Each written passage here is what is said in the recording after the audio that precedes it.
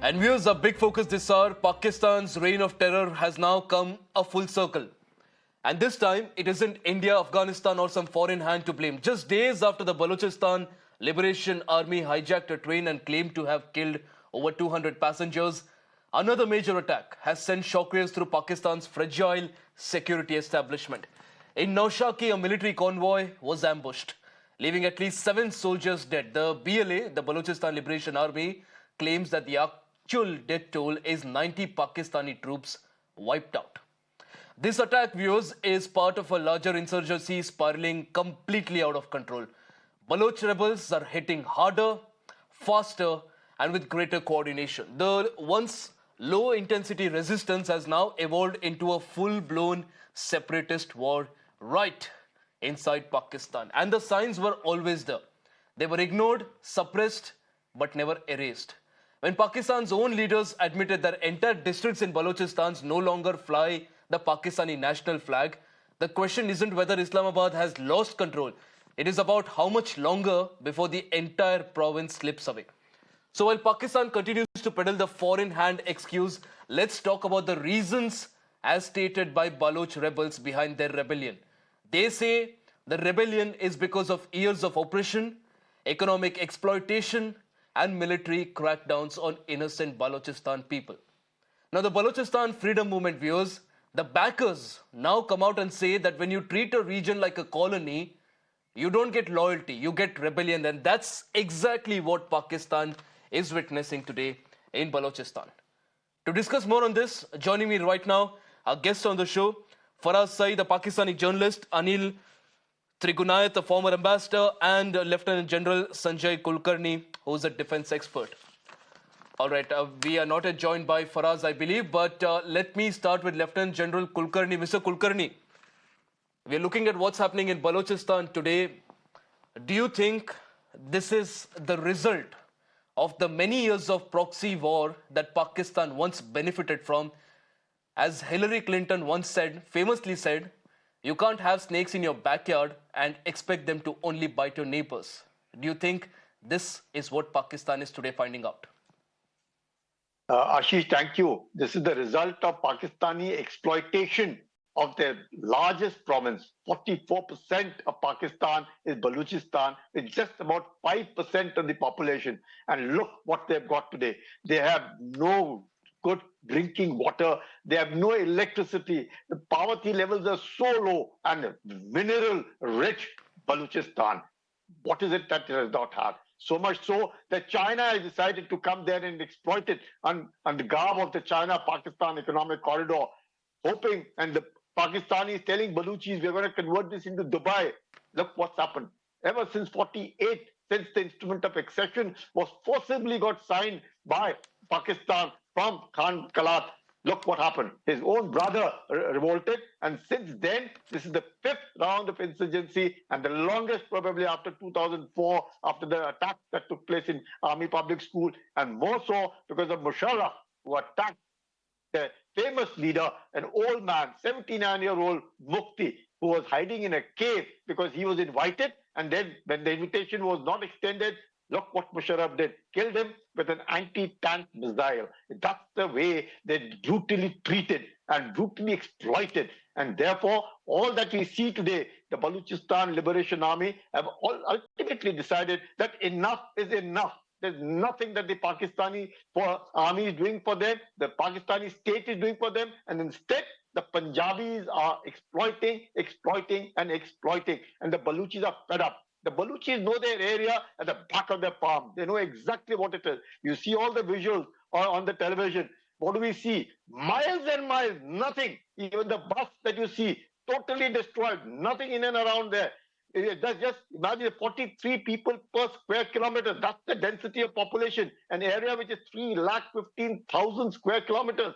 My God, what is it that Baluchis don't have? And since independence, or rather the possible instrument of accession, Baluchis have never wanted to be part of Pakistan. And this is ultimate. I think they now intend liberating this Balochistan, and Baluchis are there in 3 countries. They're in Iran, Absolutely. they're in Lieutenant Afghanistan, General Kulkarni, and they're in Pakistan. I'm told we are also joined by Faraz Saeed from Pakistan. Faraz, welcome to the show. The last time you were on the show, a train in your country was hijacked. It was the BLA's own doing. Today, when you're on the show, there's another attack, and both incidents involve a target on Pakistani army. What's happening in Pakistan? Is the Pakistani army now not safe on their own land? No, Shish, that's not the case. So, as much as it's being touted as a security failure or intelligence failure, I don't think it is an intelligence or security failure because, again, the intelligence-based operations are being held against these BLA terrorists, which is why many of these incidents are being thwarted or being avoided. And when the security agencies and security forces are successful in avoiding and thwarting such incidents, they are the direct target. They become the direct target of these BLA terrorists in Balochistan. We need to understand how large. So Balochistan is about 50% of Pakistan. But if we try to understand the geography of Balochistan, 50% is the mountainous terrain. The rest 30% is barren land. About 20 to 25% area is only habitable. So, carrying out intelligence-based operation to ensure that the civilians are secure. There's so many successes, but the intelligence-based operations, you do not really chest beat about its successes. But because there's extensive amount of expansive amount of intelligence-based operation, which is why the security forces are in these areas, which is why the terrorists are attacking the security forces. So it is not the security loss, but it's because the operation is ongoing, which is why the For us, forces are being attacked. So we need to understand this. like I did in the last show, once again, I appreciate your optimism, but the reality for us is that last year alone, there were 150 plus attacks by the BLA alone. I'm not even talking about the other rebel groups in Balochistan or even in Sindh. By BLA alone, there were 150 plus attacks. Ever since their announcement in the first week of March for us, there are already two major attacks. There have been multiple attacks, but the two major ones, one the train hijack and the attack on Pakistan convoy. How do you say that this is not an intelligence failure?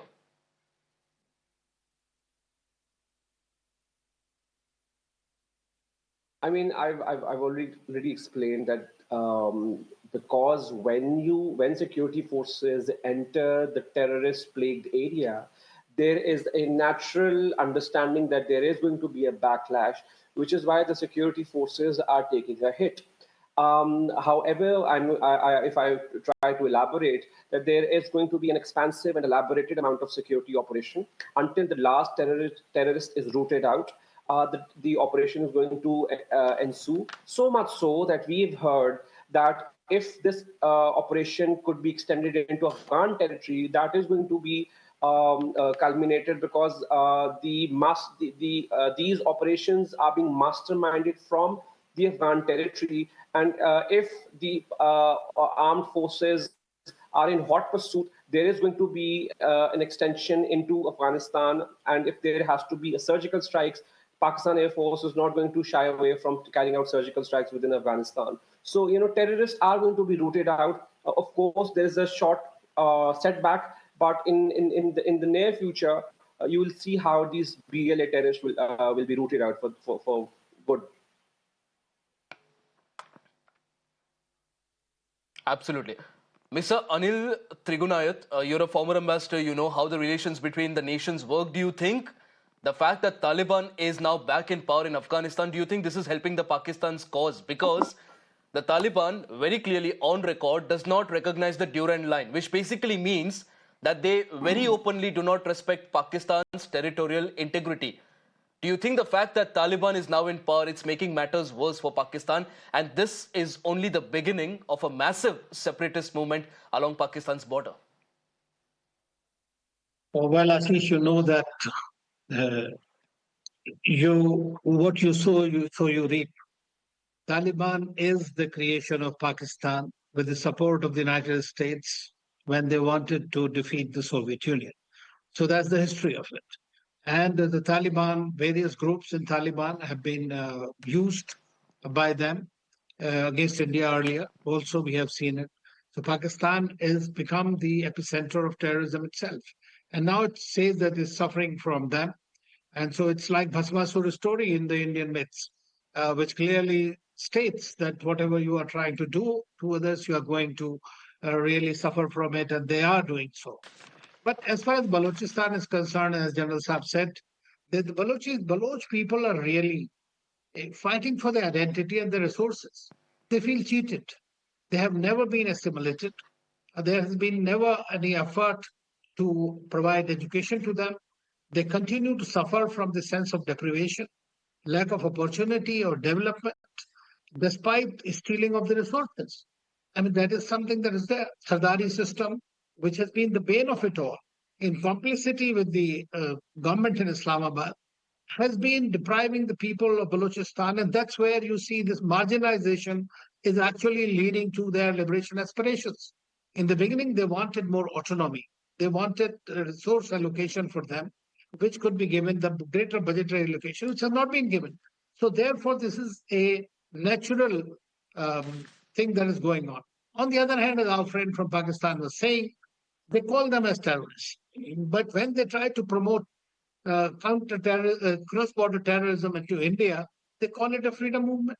Now imagine this is the kind of hypocrisy that is there. And I'm not talking myself, but if you see the debate in the Pakistan parliament yesterday and today, they are always saying the Balochistan is lost. So if you, even though it is the 43% of the total territory of Pakistan, population may be much less, but it is impossible for either the Pakistan army to control this because of the topography of the place, or for that matter, even for the people. So they have to find a way out.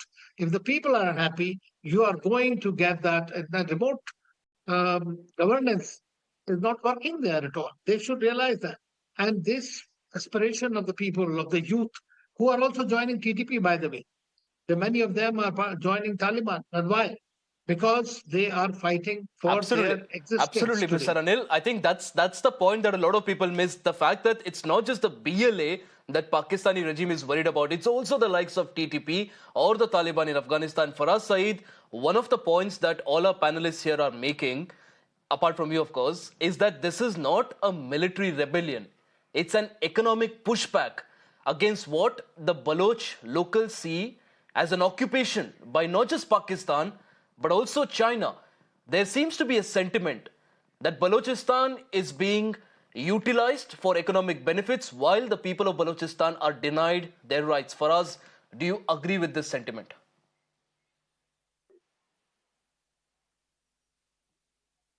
I do not agree with the sentiment. It's because, again, both of the gentlemen from the other side are looking at this incident or the development from an Indian lens.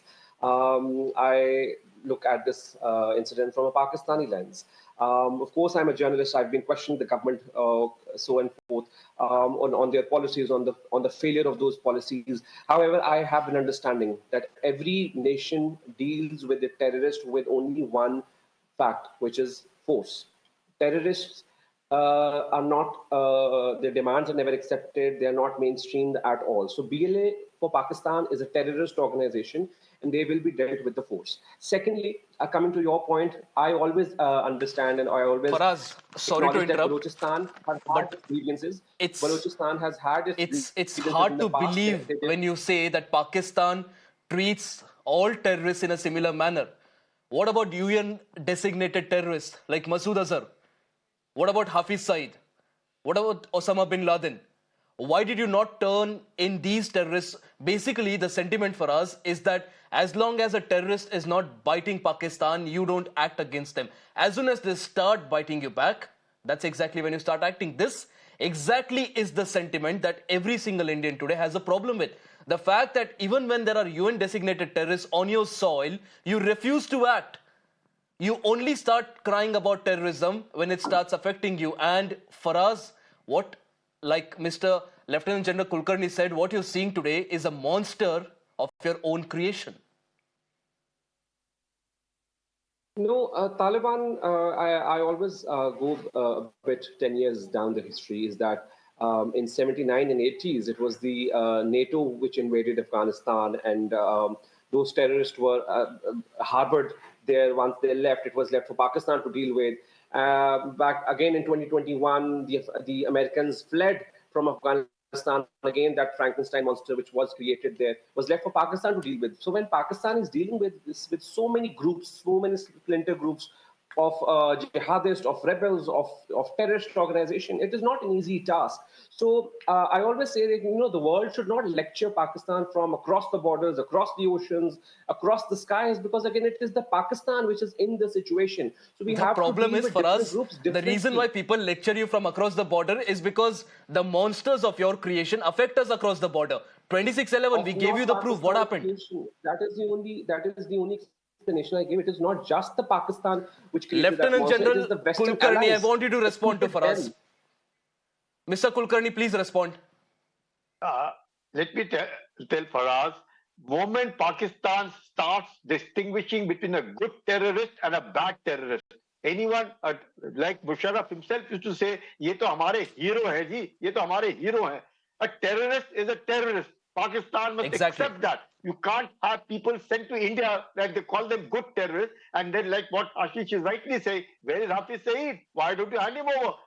The fact is that you are the ones who sowed the seeds. So now you reap the fruits. You have been told by your best friend. What is it that they told you 10 times over that if you have snakes in your backyard, they're bound to bite you, expecting only to bite the neighbors. It won't ever happen. So you are responsible. The Baluchis have been telling you, did this insurgency start in 50s, again in 60s, again in 70s? Till Ayub Khan wanted one province, and then again Yahya Khan said, no, we will have 4 provinces. Why? Because the Baluchis are hardly any numbers to be. What is the percentage of Baluchis in the Pakistan army? Why are they picking up Punjabis and killing them? Why are they picking up security forces and killing them? It's all for you to see. Nobody needs to lecture you. We want you to flourish. We want you to prosper. You are our neighbors. What is the Prime Minister telling? That we've Absolutely. tried our best wanting to be good friends to you, but what have you given us in return? Terrorism. You want to distinguish between a good terrorist and a bad terrorist? What is all this? So therefore, you are responsible. The Baluchis are right now. I would go with them to say absolutely right. They have had enough of you. Exploiting, exploiting, and exploiting. Everything that you did was exploiting. The women are coming forward. The women are killing Chinese. The women are killing you all. They're blowing up buses. They're blowing up trains. Why have you called this Zafar Express? You know, you yourself must know, Faraz, who was Zafar here, the best friend of who, none other than Muhammad Ali Jinnah. What did Muhammad Ali Jinnah do? Backstab. Who? Khan Kalab. Who? What? Why? He was representing him for independence. To whom? To Mountbatten. And what did he do in turn? Instead of grabbed it and made him sign the instrument of accession on the 27th of March 1948. It's all history for us.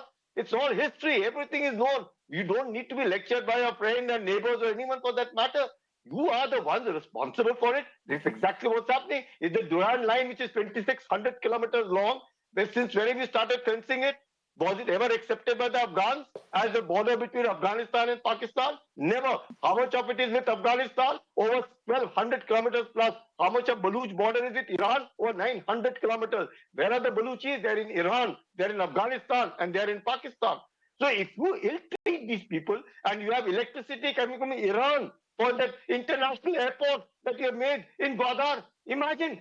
And you're giving them kind of, dreams that will make Dubai, will make China, Pakistan economic. The Chinese aren't there for charity here. They're going to take away everything that you have. That is what you aren't even letting them fish. Even fishing is prohibited. Poor thing.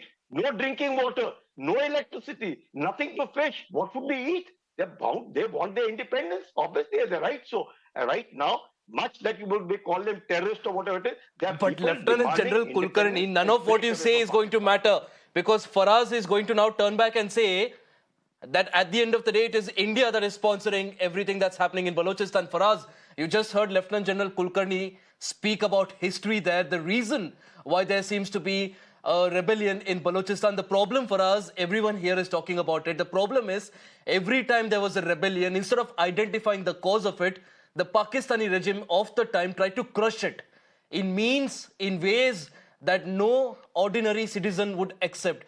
That is how you created a bigger monster with every passing decade. For us, what's the strategy, what's the agenda that the Pakistani government now has?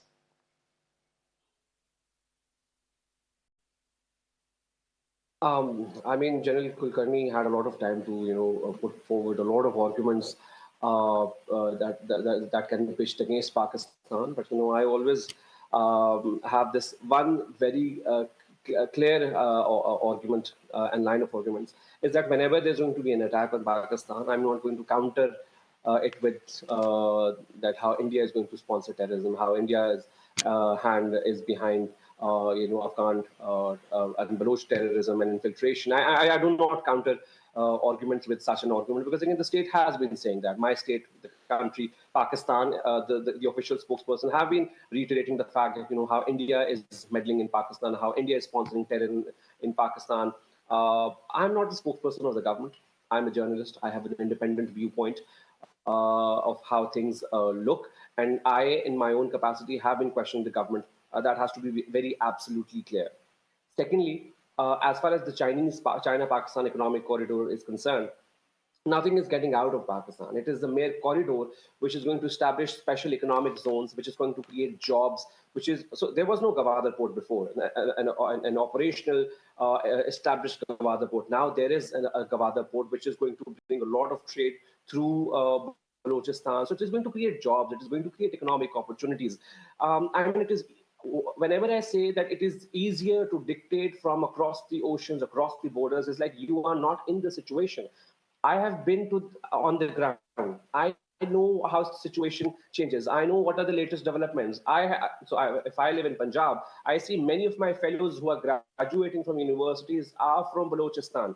So For us, the Balochistan reality cannot is be the latest discussed in development is isolation. that the BLA is basically going all out against your army. And the reality for us, the only latest news that matters today is that your own army is not safe in Balochistan. Your own MPs, members of parliaments, are saying that Balochistan is now slipping away from Pakistan's hand. Before we wrap this discussion, Mr. Anil, you're a former ambassador. Help me understand, do you see this affecting the relationship between China and Pakistan? Do you think it's time that China will now finally drop its project Pakistan? Because not just are the projects getting hit, but also their citizens now increasingly are at a risk from BLA. Well, that is true. And it has been also mentioned in the public and the media that the Chinese have often expressed their concerns.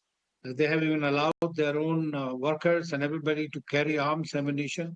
They work with impunity there. So I think that that is going to be, but at the same time, given the kind of ironclad friendship, and the China also looks at it from a strategic perspective, rather treating it as a state of China. So I think that China will continue to do that. But at the same time, they are also opening up with Afghanistan. And so they are looking at different options for Central Right. Asia and other places. And while they will continue to pamper Pakistan, in my view, they will have their own strategic objectives to be met through Pakistan by using it. Of course, they are worried about the death of various Chinese nationals, and the CPEC project may come under stress, and it has not yet been fulfilled as it was expected earlier. So we'll have to see how it plays out. But I don't see strategically China is going to dump Pakistan because it considers as a useful appendage for its foreign policy. Absolutely, absolutely, Mr. Anil, and I think that's the one of the concerns that the Balochistan rebels are actually making is the fact that all of these so-called development projects are on their land. They're benefiting the rest of the Pakistan, rest of China, but they are at the end of the day not benefiting any part of Balochistan, and I think that's one of the concerns that they have. And the bigger question of the day is that whether Pakistan now will finally acknowledge the fact that they've now created a monster that's causing them trouble, or will they continue to downplay this as a fringe group making some trouble in the future as well? Lieutenant General Sanjay Kulkarni, Anil Trigunayat, and also Faraz Said, really appreciate you joining us on the broadcast here. And viewers, on that note, it's a wrap on this edition of the broadcast. Lots more lineup on the other side. Stay tuned.